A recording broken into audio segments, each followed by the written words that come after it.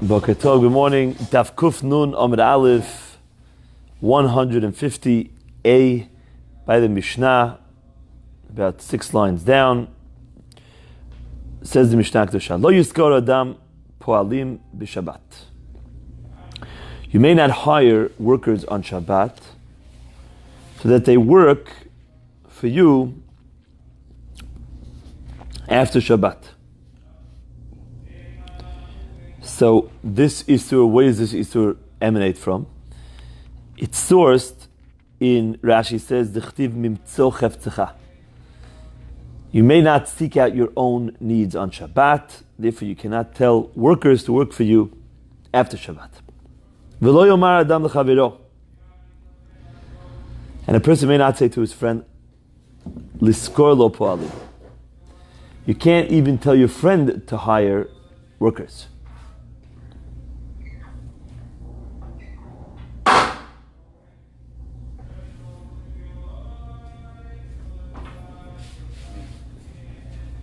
Okay, says the Gemara, says the Mishnah, you can't ask your friend to hire workers now. Your friend is Jewish, so of course you can't hire workers. We just said a Jew can't hire workers. Why would it be different if I asked my friend? The Gemara will ask this kasha. Furthermore, when you tell your friend to do an Isur, you're being over lifnei iver lo titeh michshol. So now there's two problems. Your friend's going to hire and you're going to be over lifnei iver. So we'll see Be'ezrat Hashem. Next halacha, ein machshichin al atchum liskor poalim ulahavi perot. You may not stand. Machshichin means darken, which means you may not wait at the end of the 2,000 amot, which a person can walk on Shabbat, no more. That's his limit. He stands by the end of the border of the city, right? So everybody can walk to this spot, and he stands right before it, at the 1999 line, or so, waiting for it to turn dark so that he can go, so he can get out of the tchum. He can be already 1,999 amot into the race, so that on Motzei Shabbat he can quickly hire workers, or he can transport perot. Now, both of those acts are things that you cannot do on Shabbat. You can't hire workers or carry perot back into the tchum. So therefore, standing there's a new Isur. Standing at the border, which clearly now everybody's aware, and it's very clear that what you're trying to do is get to this Isur, that's also an Isur d'Rabbanan. Because it looks clearly that you're being mimtzo cheftecha. You're seeking out your own matters, not holy matters, on Shabbat. Therefore, you can't stand there. By the way, you may, let's say, go halfway to the tchum. Even though you're doing it to seek out your matters, since it's not, nobody can tell. If you're by the line, so everybody knows, what is this guy doing? He doesn't live here. What's he doing over here? Oh, because he wants to get out, Motzei Shabbat, as fast as he can. But if he's in the middle of the tchum, so nobody knows that he's there to get out, therefore he could do it. Another halacha in the Mishnah you're allowed to do is avol machshachu lishmor. You're allowed to stand there if your purpose is that when Motzei Shabbat comes, I want to quickly go and see how my fruits are doing, to guard them, because there's people, there's thieves, and all these things. That I want to get to my field as quickly as possible. You could tell that that's what he wants to do. But the answer is, what does he want to do? He wants to go watch his fruits. Watching over fruits is not an Isur. So why don't you do it now on Shabbat? Because I'm limited by the Tchum. So you're right, I can't get there because of the Tchum. But I'm not showing you that I'm interested in doing something, after Shabbat, which is prohibited. I'm letting everyone know, that's clear, that I want to do something that's permitted after Shabbat, and I'm just restrained because of the tchum. That's not a problem of mimtzo cheftecha. Mimtzo cheftecha means to seek out matters that are your own, that are not Shabbosdik, that are not me'en Shabbat. There's no issue of watching your fruits on Shabbat. which means if your fruits will be within the tchum, you'll be able to watch them, guard them. Isn't that technically like falls in the idea that a person shouldn't really? It's kind of like not in the spirit of Shabbat.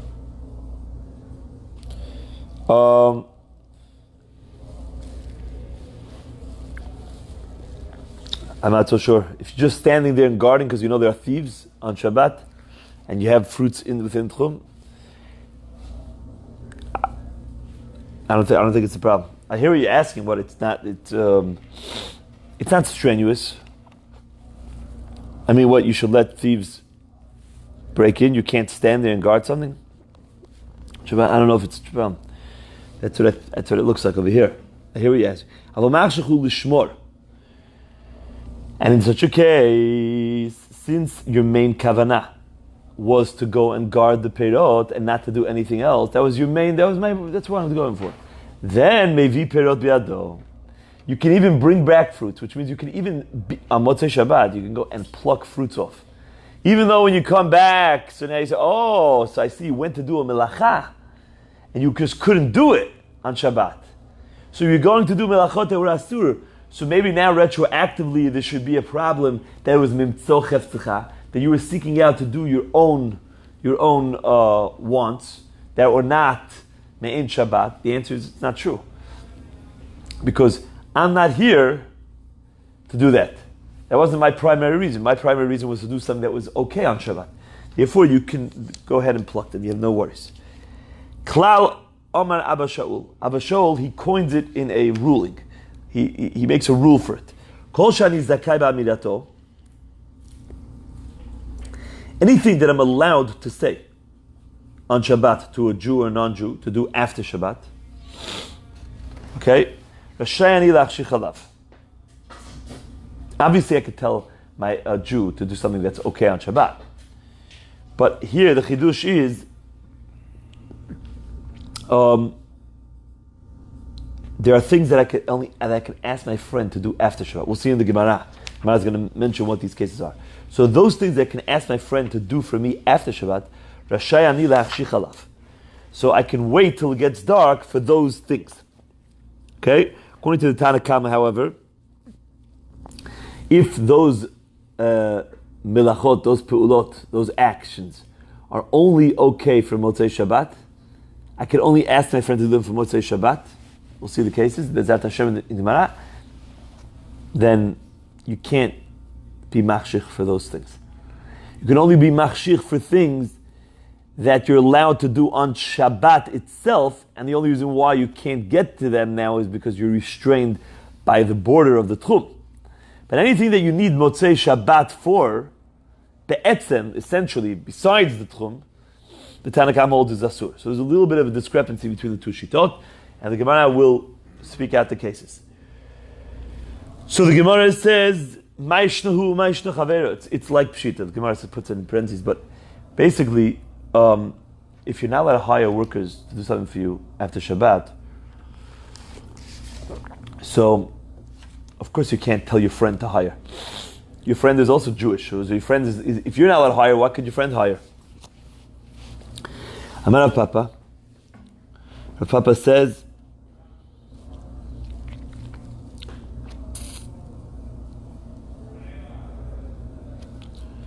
L'chaver nachri. It's talking about a guy. So you would think that you can tell a guy to go and hire workers for after Shabbat, or go hire workers on Shabbat. You can't. Maskif l'Ravashi, Amir l'nochi shus. You're not allowed to tell a guy to do a melacha. So therefore, it's the same problem. Okay, it says v'daber davar, by the way. Daber davar means you have to, your speech has to be different on Shabbat than the rest of the week. And one of the isurim that we learn out, is Amir la'akum, you're not allowed to tell a goy to do a melacha on Shabbat. So therefore, you're not allowed to tell a goy to do anything that's asur on Shabbat, including hiring workers. So you might ask that what? That's very different, because till now we spoke about Isur D'Oraita. Now to tell a guy to do an Isur D'Oraita. But over here, we're telling the guy to do an Isur D'Rabanan. So many Mefarshim say that even the last mission that we learned about Amir La'akim was also speaking about Isur D'Rabbanan. We already know that halacha also. Because even though it was telling the guy to put out a fire, putting out a fire normally is only in Isur D'Rabbanan because it's a malacha she'ena tzricha legufa. Unless you're trying to make coals. If you're not making coals, you just want the fire off. So you're not really gaining anything from the kibui itself. And therefore it's called the malacha she'ena tzricha legufa, which is only asur, which is only prohibited midrabanan. And yet, the Mishnah before said you can't ask a guy to do it. So we already know about Amir La'akim for Isuri D'Rabanan are Asur. So therefore Rav Ashi is saying, this is not a sufficient answer, this answer. To say that, you're not allowed to tell a guy to hire, that's also what we already know. Right? You're not allowed to ask a guy to do any melacha for you. So we're going to answer, the Mishnah is speaking about a Yid. You're asking a Jew to do something for you. So what do you mean? So how could you imagine you can ask the Jew to hire? If you can't hire, of course you can't tell the Jew to hire.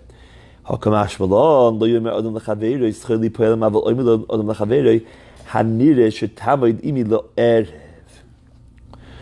is not allowed to tell his friend explicitly, hire workers for me. But he can hint to his friend,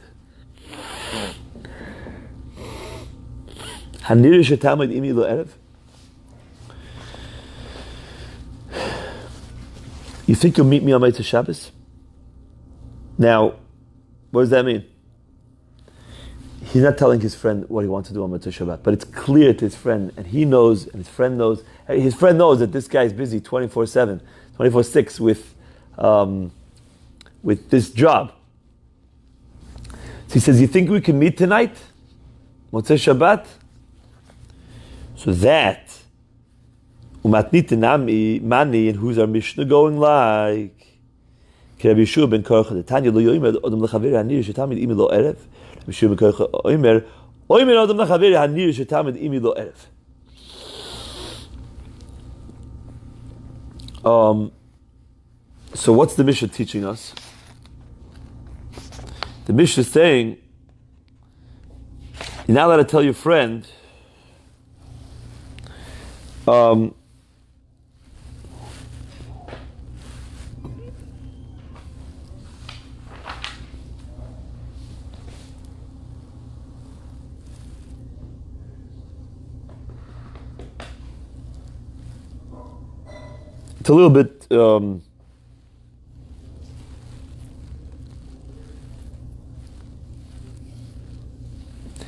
it's a little bit interesting over here, right? Because if I would tell you, is this Mishnah going according to who?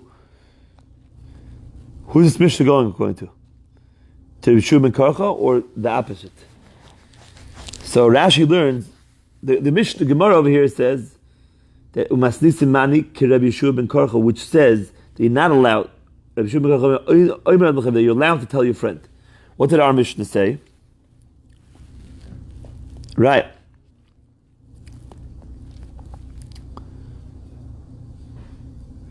So it would seem, what? The second opinion, Rabbi Shimon Kaf Omer Adam Nachavero, and here it's telling you the first opinion is the Tanakh. The first opinion, so our Mishnah, it says that you're not allowed to hire your friend. You're not allowed to tell your friend to hire workers for you. Right. In your opinion, who would it be going like? There's no machloket on that. What? There's no machloket on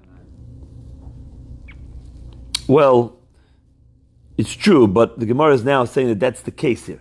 The case of the Mishnah is speaking about that case of the Braita.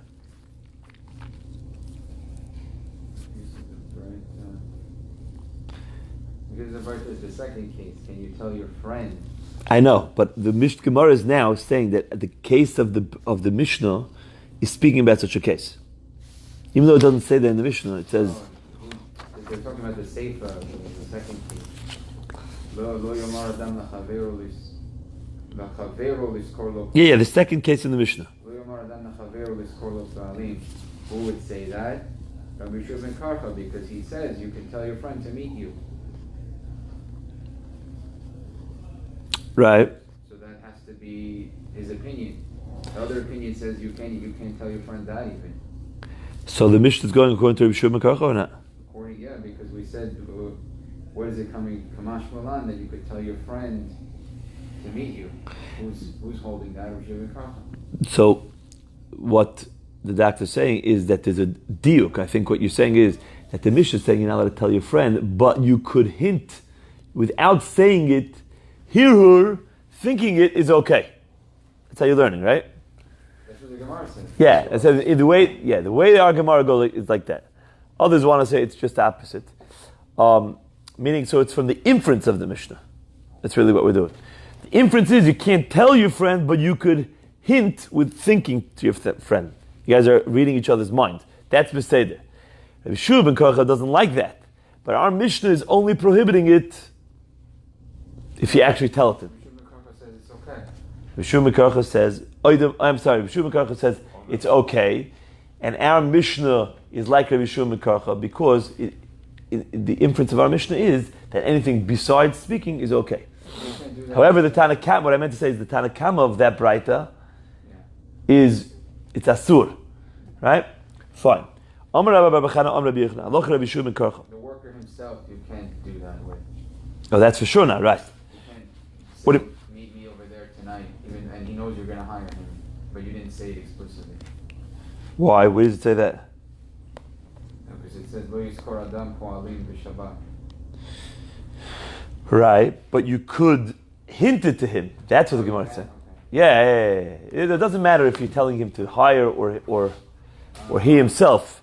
The point is that you're saying it in the Mishnah. So the Mishnah the Mishnah's inference is that you could tell him something else, which wouldn't be directly telling it to him, it would be a hint to him. That's like Rabbi Shua ben Karcha. Okay? Now the Gemara brings two other things. Like we just said. So Rabbi Yochanan is also ruling like Rabbi Shua ben Karcha. The Omer Rabbi Chana, Omer Rabbi Yochanan, my time with Rabbi Shua ben Karcha, dichtiv, mimtzoch hevtzecha v'daber davar. Daber davar. You must speak differently. Only the dibur aser, hirur mutar. Speaking, saying clearly, speaking about a malacha. Tonight, can you work for me? That's asur. But telling him, are you available tonight? Think we could get together tonight? Yeah. Even though I know and you know what we mean, it's not a problem. Because we didn't actually speak about melachot that were asur. Okay. Fine. So those are two halachot. Romi leir of Acha bar Avuna l'Rav.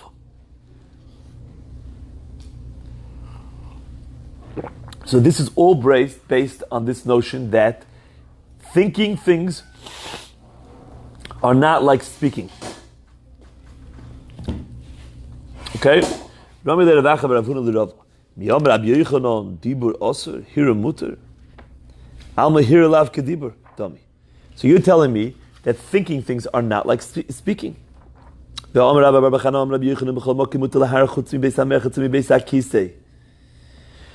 to think Torah besides the bathhouse or the bathroom. So what do you see here? Okay. You see that Rabbi Yochanan himself hold that thoughts are like speaking. Otherwise, why would it be asur to think thoughts of Torah in the bathroom? There's an isur of speaking in holy places. So the Gemara says, really, Rabbi Yochanan holds that here is not like dibur.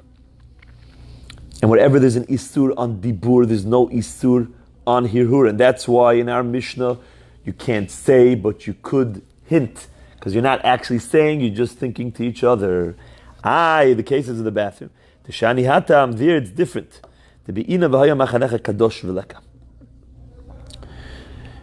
Meaning, the Torah in the Isser of holy things in a bathroom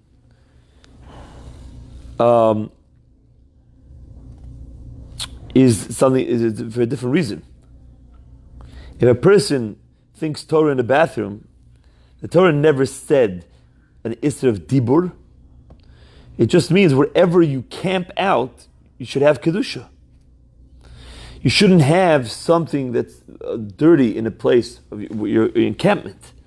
And therefore, since the Jews are why does Hashem say that your encampment should be in a holy place? Because the Jews are constantly thinking Torah thoughts. They're always thinking. So they're always involved in holy matters. HaKadosh Baruch Hu doesn't want a Jew thinking Torah thoughts in a place that is not befitting for Torah thoughts to be swirled around in his mind. The Torah never says anything about dibur. There's no words of dibur there. It's about the presence of the man. Yeah, so they have to go outside to do the Exactly. That's why to relieve themselves they have to go outside. Exactly, because that's this pasuk. Right. This is the pasuk. Therefore, you should go outside. Okay. So the reason over there is not because hirhur is like dibur. It's not that because when you think Torah thoughts, it's like you're speaking Torah thoughts. No. When you think Torah thoughts, all you're doing is thinking Torah thoughts. But even the thoughts of Torah do not deserve to be in a place that is not clean. That's all. So the Gemara says, isn't the source from the fact that it says that you shouldn't have erva means unclothed, dovar, a matter, and we darshan from there, dibur, which means that you cannot have dovar in a place of erva. So the source is from the word dibur. If the source is really sourced in dibur, then the only reason why there should be an isser of hirhur is because hirhur is like dibur. So the Gemara is challenging this, right? This teretz. So the Gemara says, no. Hahu mibayir lichad Rav Yehuda.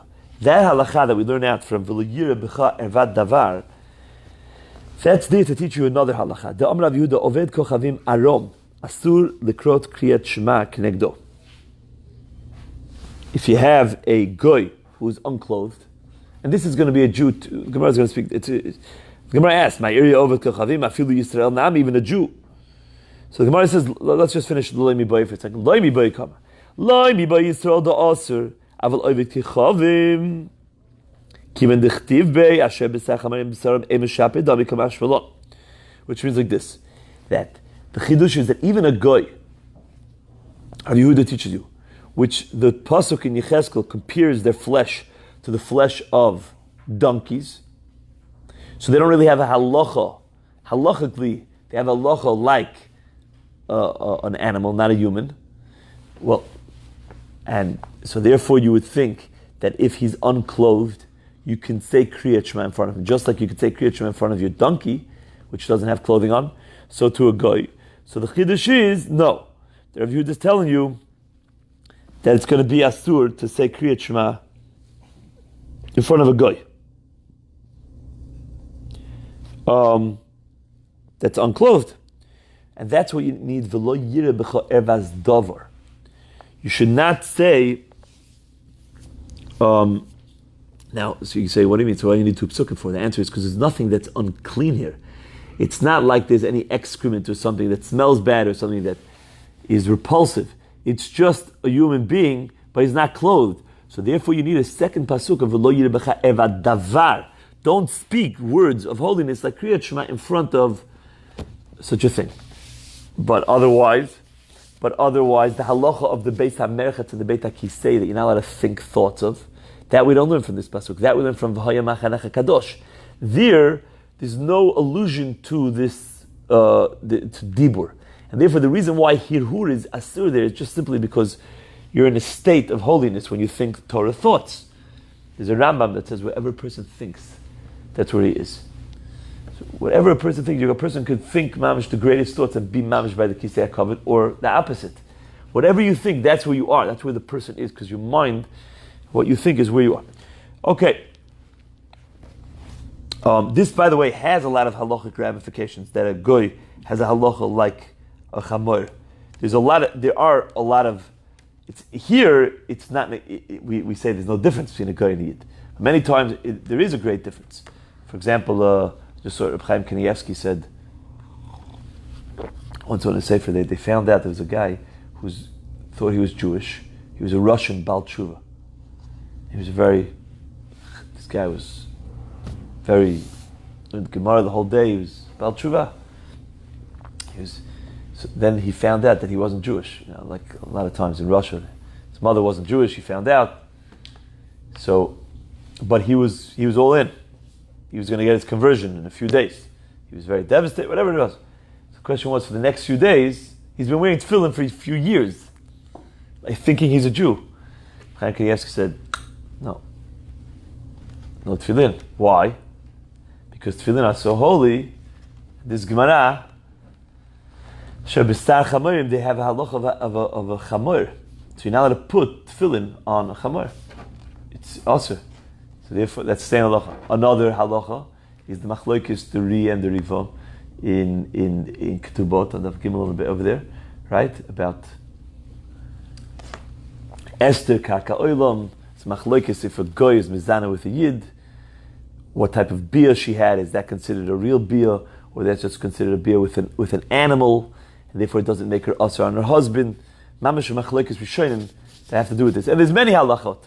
But okay, over here it doesn't matter.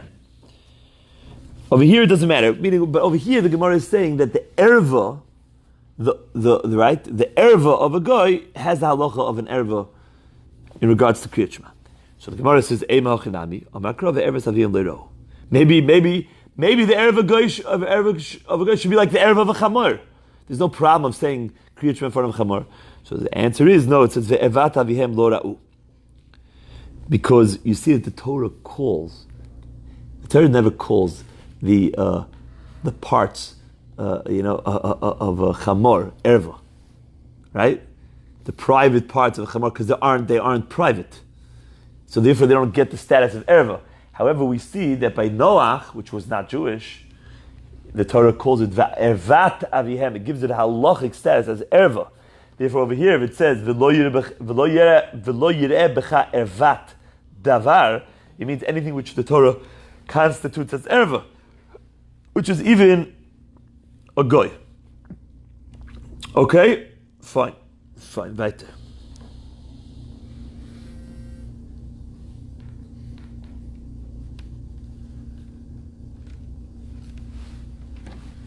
Says the Gemara. So now, again, so what are we saying now? We're saying that our Mishnah is saying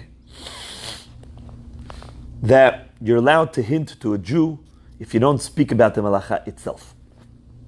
Okay? And we're saying that according to Rabbi Yochanan, hirhur is lav kedibur. So the Gemara says, v'dibur miyasir. So you're telling me now that you're not allowed to speak about buying, selling, and doing Yisurim after Shabbat explicitly. So it's the Gemara, v'dibur miyasir v'ha'arav chizdev Rav Amnuno da'amrit havayu cheshbonot shel mitzvah mutal lechashvam b'Shabbat. Calculations of mitzvah, you're allowed to calculate on Shabbat. Ve'amar Rabbi Elazar, poskim tzedakah l'aniyim b'Shabbat. You're allowed to set specific amounts of tzedakah funds for aniyim. Ve'amar Rabbi Yaakov bar Idi, Omar Rabbi Yochanan, mefachim pikuach nefesh pikuach rabbim.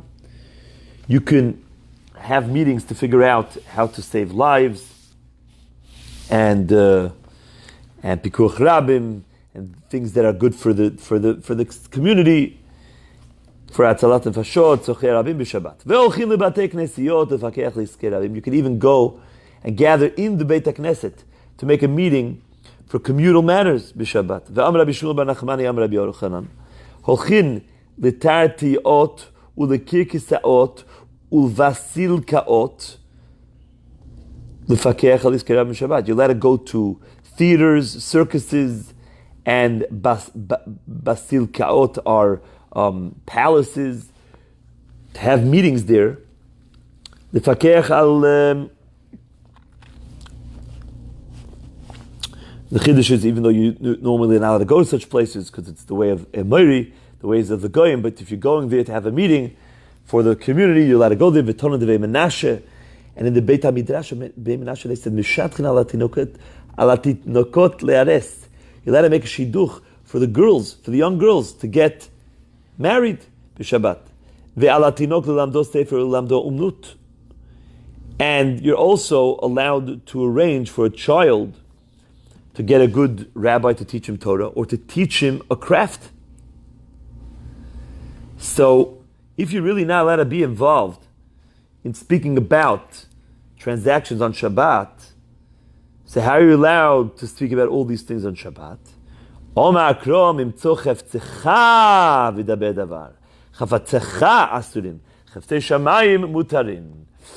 Torah, the Pasuk in Yeshaya, right, is only prohibiting things when you seek out mimtzo, when you seek out cheftecha, your desires. Cha, your desire. Which means something that is not Shabbat like, and it's your own thing. But what about if it's for Hashem? Because it's a mitzvah, then you're allowed to do it. Okay? So, cute story I once heard from, do the Sfaradim sing Ma Yedidut? Friday night, Ma Yedidut Menuchatech? So over there it says, Ulishadech habanot. Betinok lelamdo sefer ulishadech habanot. You gotta make shidduchim for the banot. Like over here it says tinokot. So he's a Briskerov asked his Talmidim why it says you only allowed to make. Why can't you make shidduchim for boys? Why only for girls? They were trying to think of answers in that. He said, no. When you make a shidduch for a girl, you're making it with a boy. So obviously you could make it for a boy. You want to know why it says in the song L'Shadech Habanot? Because it rhymes with the line before. That's it. Okay. When it says L'Lamdo Manut, what? Theoretically or? Well, which one? L'Lamdo Manut. You could teach him a skill. But what is that? I could teach him how to be a... No. I don't think you could teach him how to do something. So it's just... What you could do is that you're allowed to get a teacher for him. That will be teaching? Yeah, you go to a guy, you want him to learn carpentry. This guy's the best guy. Go to him like, you say, B'at Hashem, you're going to teach my son. Why? Because there's a mitzvah to make sure your son has a craft. Therefore you're involved in Hashem's matters. Chefse shamayim mutarim. Right. Right, very good. Omer Rav Yehuda Omer Shmuel, cheshbonot shel malach l'shel ma bekach mutar lechashvan b'Shabbat. Which means to speak about things that have absolutely no use anymore. Okay, it's like malach means you ask a guy, what are you involved in this deal for? Or mabekach, or what things that you don't gain anything. To speak about, like, you know what I paid for that building? Okay, fine. So you're telling me Jewish news. Very nice. What you did, but there's nothing. You're not speaking about a malacha that you're going to do, and you're talking about a malacha that's necessary to be done on Motzei Shabbat. You're allowed to speak about it on Shabbat. Okay.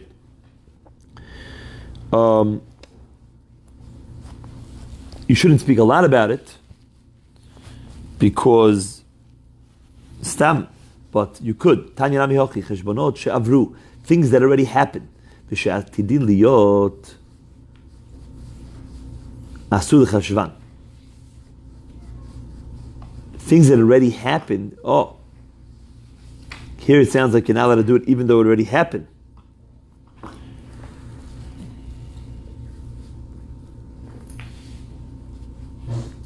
So the Gemara is going to ask this kasha in a second. So the Gemara is like this: you're not allowed to make a cheshbon, but shel malach, what do you have? V'shel ma bekach, things that are not useful, mutar lechashvan. So the Gemara says, v'reminu. It says over here in the Braita that you're not allowed to speak about matters that already happened. There's another Braita. Before the Gemara asked, the Braita says, choshvin cheshbonot she'enan tzrichin, ve'im chashvin cheshbonot she'tzrichin. You're allowed to calculate things that you don't really need, but you can't calculate things that you need. Okay? What's the case? Ketzad. Omer adam lechavero, kach v'kach po'alim hotzeti. Al sadezu. You know how many workers I had to hire for this field? 28. Or kach v'kach dinarin hotzeti al dirazu. Or this is how much money I spent for this apartment. That you could do, because You're not talking about a malacha that you're going to do. It's not important. But this is what I plan to do in the future. Because now, what you're telling the guy is like this, that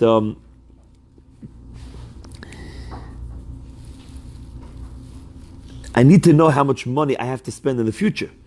So now you're speaking about things that are also to do on Shabbat, which is needed for the future. And so over here you see clearly that you are allowed to speak about things in the past. And we just said in the Braita, Cheshbonot she'avru are asur. Things that passed are asur. So the Gemara says, Uletameich. Oh, and according to your understanding, that when it says in the Braita, Cheshbonot she'avru means that things that pass and they have no connection to the future. Kashalochi gufa. You should have a stira in the Braita itself. You don't have to ask from another Braita. Why? Because on one hand, the Braita says that you're not allowed to what? To speak about cheshbonot she'avru. But the next line it says, what are you allowed to speak about? Cheshbonot of ma'bekach. What are cheshbonot of ma'bekach? Things that I spent. So it's exactly what cheshbonot she'avru are. So one line to the next in the first Braita on Amud Aleph are already a contradiction. You don't have to find another Braita. Ella, so what are you going to say? You're going to have to answer, Hod ika agra de agira gabe, Hod leka agra de agira gabe. And that will be the answer for this too. Meaning, the beginning of the Braita that says Cheshbonot she'avru are asur is talking about that you have to pay the workers. You haven't paid them yet. So, speaking about the past is really speaking about Mekach Memkar. Meaning, if you start speaking about what you did, listen, I hired 28 guys for for $50 an hour each. So you're speaking about that. It's the past. I did. No, it's not, because you haven't paid them yet. So all that cheshbon is really a cheshbon that you're speaking about to do something afterwards. But if you paid them already, so then just talking about it is just a shmuz. It's just talking, just telling people what you did. Like a Jew, as he talks about his businesses, he likes to talk. Okay, so that's not an isser, because you're not really doing anything with that talk. That's going to be mutar.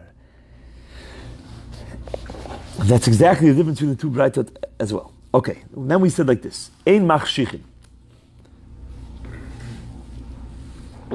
We said you're not allowed to wait by the tchum to hire workers because of the isser of mimtzo cheftecha, which means I don't know if you were here by the Mishnah, so I'll tell you over quickly that let's say this is your city and you're only allowed to go till here. Because after here, by the white, is already 2,000 amot. Okay? So, and you have workers there that you can hire for Motzei Shabbat. So you're not allowed to go and stand right here, so that you're able to get them in 2 minutes right after Shabbat. And you're waiting, it's called machshich, you're waiting for it to turn dark. Waiting for it to turn dark. Yeah? Okay. So you're not allowed to do that.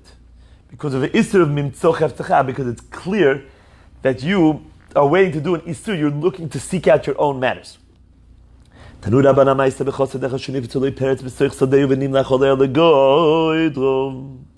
was a great pious person once that had a breach in his fence, and he thought on Shabbat, he forgot for a minute that it's Shabbat, and he would not have done this if he would have remembered that it was Shabbat, because he was a Chassid, and even though you're allowed to think about your matters on Shabbat, but a Chassid doesn't do such a thing. But the Rishonim say he forgot for a minute, so he thought about mending the breach. Suddenly he remembered Shabbat. So he decided, since he had that thought of fixing it on Shabbat, he's never going to actuate that thought, and he never fixed the fence, ever. And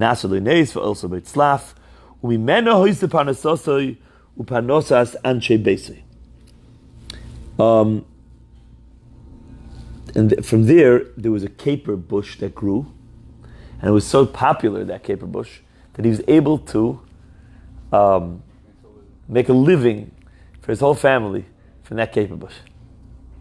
You don't lose out when you do for Hashem. This is a very important thing. People will have this every day when they go into the office, thinking everything I have to do is straight today, and I'm never going to lose a penny. That's a very good way to ward off the Yetzer Hara. He thinks of all sorts of things. You could do this shtick, that shtick. People think that they have to get around the Torah to get to their money. But it's the opposite. Go for the Torah, you get your money. Okay. Amar Rabbi Shmuel. Okay, Rabbi, you want to hear something amazing? The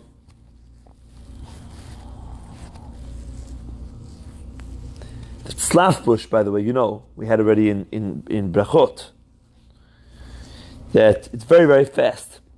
Every day it has new fruits growing out, and they ripen within 3 days. So you pluck them, it keeps coming. Now, in the Sefer HaGilgulim from the Ramami Pano, he writes there, who is this Chassid? He was the Gilgul of the Mekoshesh Eitzim, that was Mechalel Shabbat. And he came back to the world to fix up his sin. Remember the guy that gathered sticks in the Midbar? And therefore, he was machmir even on the thought of Chilul Shabbat.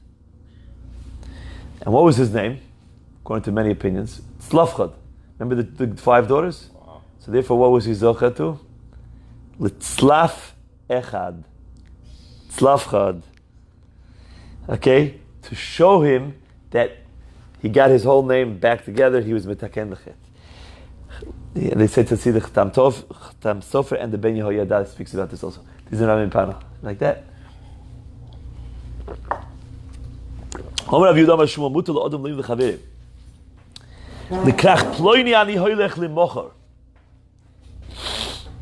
Oh, have a great day. Okay, we'll have to. Yeah, fine.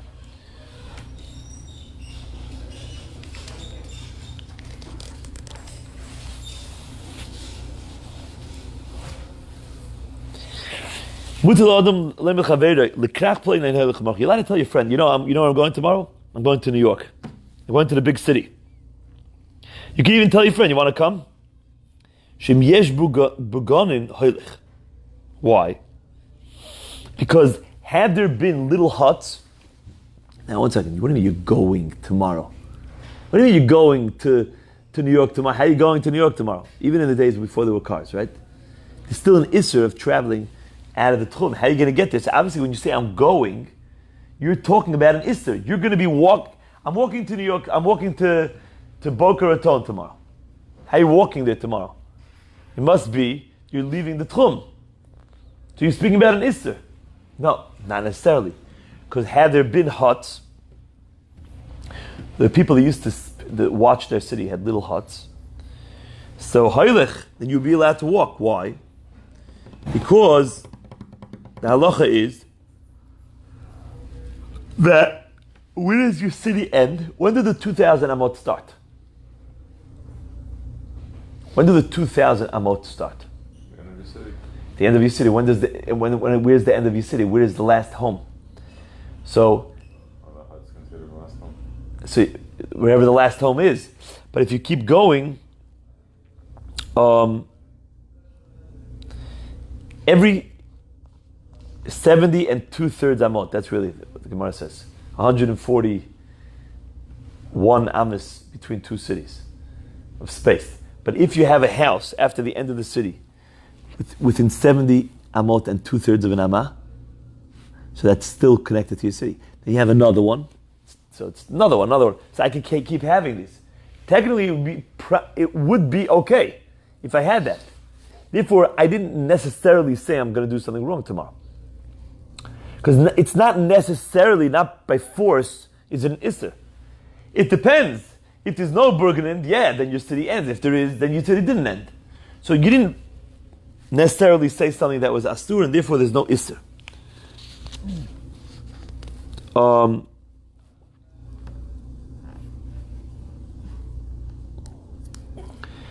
So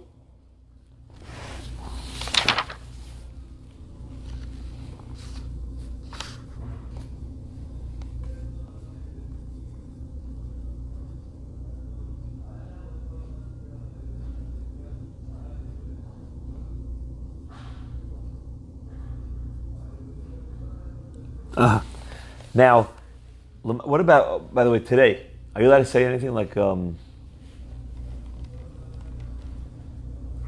going to New York tomorrow? Not so sure. Maybe. Maybe you mean you're going to walk. Today, it's almost like saying I'm going by car, plane, or train. So, that you for sure not allowed to say, right? Not allowed to say I'm riding an animal, or a car, or a train, or plane, because that's an isser. Now, just to let you know, there is a machlokes here if this isser is even if you just like schmoozing, like, by the way, I'm going tomorrow. I'm going to, let's say there was no way to get there without an isser. Okay? Because let's say you're talking about, very simple.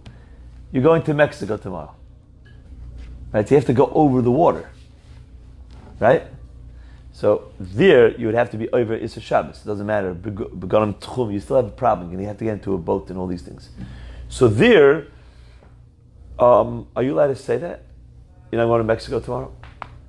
I'm not going to mention how I'm going. Still, it's a problem, right? So according to Taisus and the Rosh, that's a problem. Even though you're just schmoozing. You're not doing it, you're just like talking, Sipur Dvarim Ba'alma. According to other Rishonim, that's not a problem. Even though you're mentioning an Isser with a real Isur of Shabbat, it's not a problem of a Daber Dover, because you're just schmoozing. You have to try to get something out of the speech. Which means it's only, so this Gemara means, according to those Rishonim, that you tell your friend, listen, I'm going to Mexico tomorrow. I need you to come with me. So there was a to'elet here. You had to have this conversation now because you're trying to arrange Easter for tomorrow. But if you're not arranging prohibitions for tomorrow, you're just telling your friend, I'm going to Mexico for a wedding. You just want to let him know. You know that, you're just schmoozing. That's not an Easter according to many Rishonim. The Nidin in the Paiskim, exactly. Okay.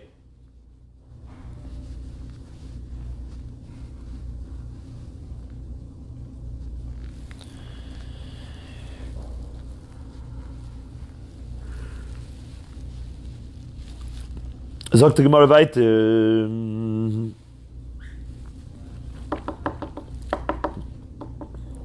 Tanan. We learned in our Mishnah.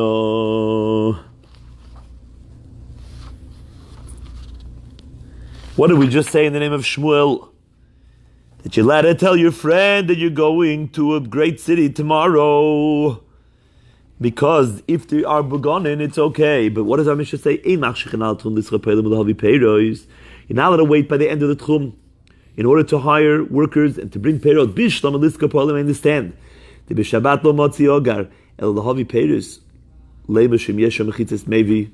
What's the problem? Bringing perot. The Mishnah says you're not allowed to wait over here in order to bring fruits. Now, what's the problem? Why can't I bring fruits?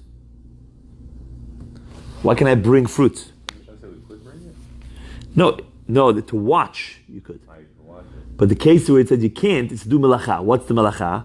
To hire workers, ulehavi perot, not lishmor. Lishmor was the next case. Lehavi perot is a problem, right? You're gonna take them off the tree, Oh, that's the Gemara's teretz.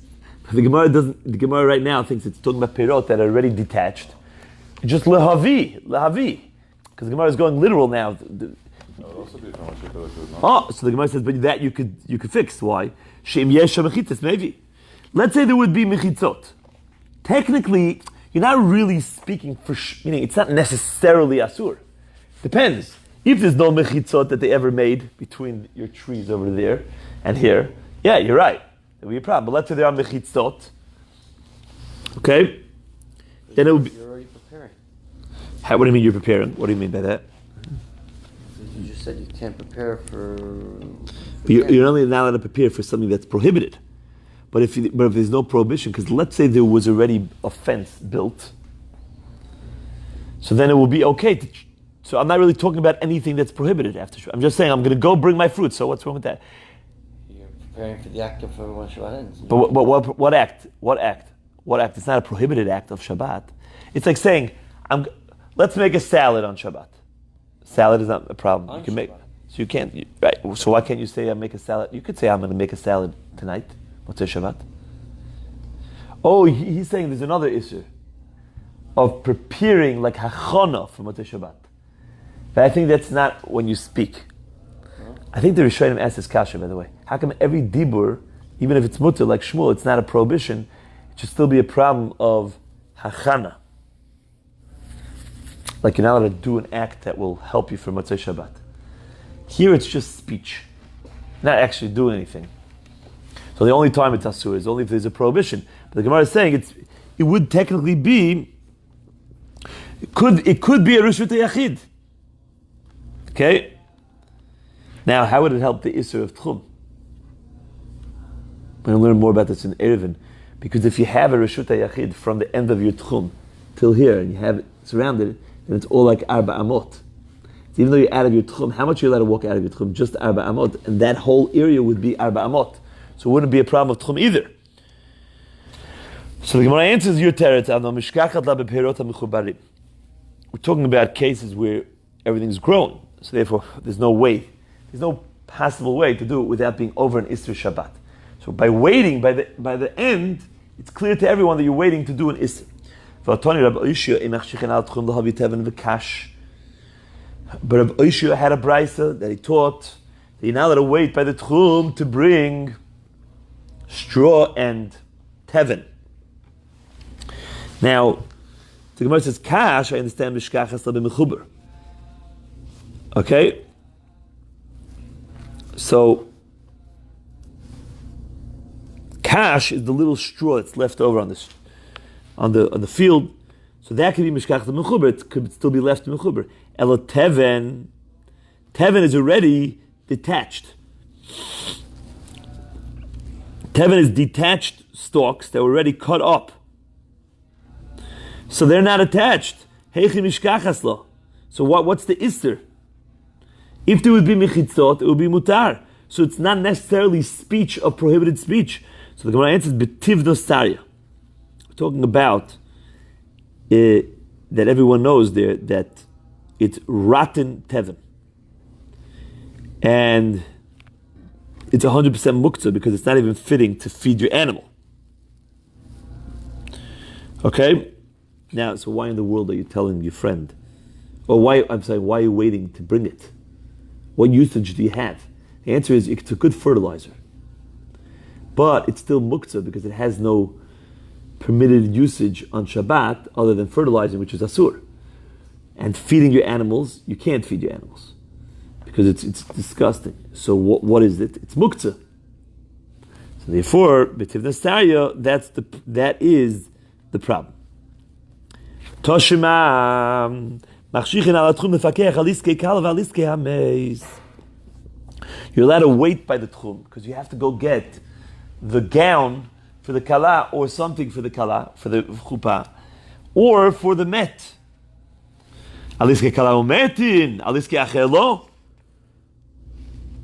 So it sounds over here like it's only because it's a mitzvah of Chefzei Shemayim. But it sounds like if there's not a mitzvah, you want to get your own things. Even though there's no isur, it sounds like you're not allowed to do it. Now, if you start comparing it to the cases of the kala, so then I can understand. Why? Because what are you getting for the kala? There are things that you get for the kala which are asur on Shabbat. So the chidush is that you could do that for the kala, but not for anybody else. Like what? The mizgalei asa. You want to go cut fresh myrtle branches, hadastin, which was the minhag they made a chuppah made out of adastim. Fine. Elamet maniu. What are you bringing for the met? You're going to pluck myrtle branches for him? No. So what are you doing for the met? You're going to get him tachrichin and a coffin. So you go into the other city has coffins and they have tachrichin. So what are you doing wrong? Uktoni met. So my elamet maniu lavi lo aron v'tachrichin uktoni met in aval acher lo. Why? What's the Isur? The only Isur is the carrying. But the carrying is not necessarily a fact that has to happen, because if there's mechitzot, it won't be an Isur of carrying. So the Gemara says, Meit nami mishkachad l'mitzgalei glima. Meit is also an issue of, because you're going to fix up his tachrichim. Meaning they had this huge amount of tachrichim all attached together. You wanted to cut out to his size. So that melacha, there's no way you can do that melacha on Shabbat. Therefore, you're not allowed to be machshech on the tchum for that. Okay.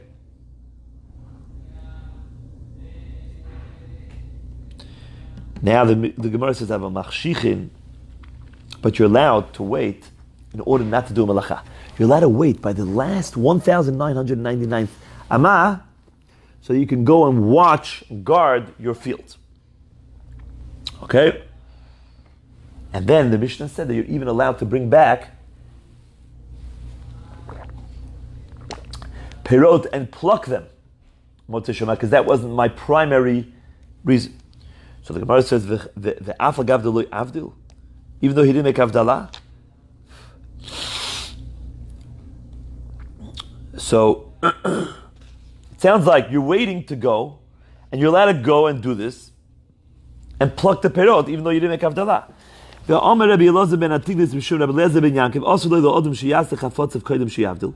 A person is not allowed to be involved in any of his milachot before he makes avdalah. So maybe he's going to daven and say avdalah in Shmona Esrei. If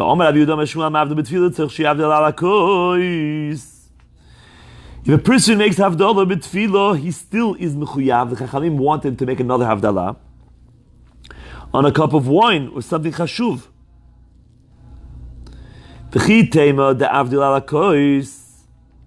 So maybe it means you're allowed to go and pluck perot after you make havdalah on the kos. Kos basadeh me'ika? Where are you going to get a kos in the field? Shmona Esrei, you could pray. So the Gemara says, Tigim Rab Nosson bar Ami kamei derava ben agitois shonu. He's talking about that he's going to guard his vineyards. And the vineyards are where? In Ben Agitos. He's going to watch his vineyard in the season of pressing the grapes. So therefore, he has a lot of wine in the field. And therefore, he can make havdalah. Wow. So,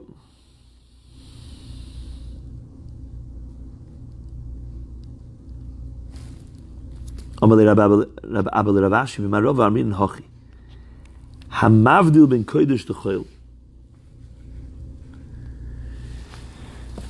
In the West, in Eretz Yisrael, they would say on Motzei Shabbat like this: Hamavdil ben kodesh l'choil va'avdin tzorchin. And then they would do whatever they wanted to do.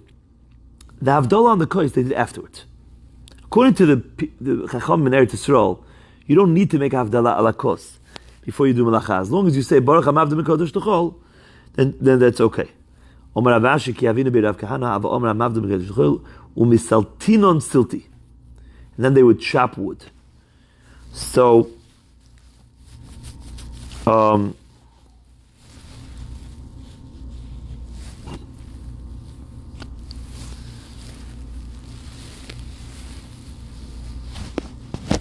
L'maisa, that's why we do melacha after Baruch Hamavdil ben kodesh l'choil, right? Before ala kos. So l'maisa, it's a machlokes rishonim exactly.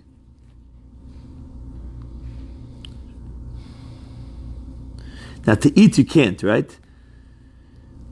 No, we don't eat before Havdalah kos. but to do malacha we do because of this Gemara. So first the Gemara was going that you're not, and then they said that in the West they do it, and then Rav Ashi brought a raya. According to the Rif, Rabbi Abba never meant that all you have to do is say Amavdu B'Kodesh Shechol. He was saying you have to say a real bracha, Baruch Ata Hashem Elokeinu Melech Haolam, with Shem Malchut. You have to do it on a cup of wine. He's just saying that you don't have to say all the other parts. You don't have to say Baruch Ata Hashem Ben Or Lechoshech Ben Yisrael Lamim Ben Yom Hashul. You just say Baruch Ata Hashem Hamavdu B'Kodesh Shechol. That's all that Rabbi was trying to say. He didn't mean that all you say is Hamavdu B'Kodesh Shechol. So according to the Rif, you still can't do Melacha on Motzei Shabbat unless you make on a kos. And the Gemara is still staying with the teretz that said before that he was in the vineyard at the time of pressing for wine, and there was wine there for him to make Havdalah. Other Rishonim learn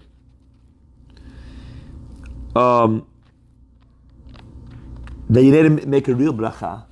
Rabbi Avim was talking about a real bracha, but he was saying without a cup of wine. You still need to make a real bracha with Shem and Malchus. So even according to them, saying Baruch HaMavdil Motzei Shabbat is not enough. Now, Halacha L'Maisa, I think the Shulchan Aruch maybe goes the first way, the way that we learned the Gemara the regular way. But there are those who are machmir according to other Rishonim. I have one of my Rebbe. I think he doesn't do any malacha. The briskers, I think they don't do malacha until they make Havdalah Alakos. He won't go into he won't go even if he prayed Shemona Esrei. Forget about just saying Baruch HaMavdil. He was Mavdil in the bracha in Shemona Esrei. He won't go into a car now. He won't go home. His wife sometimes brings him the Havdalah to the shul. He can make Havdalah Alakos and then he goes.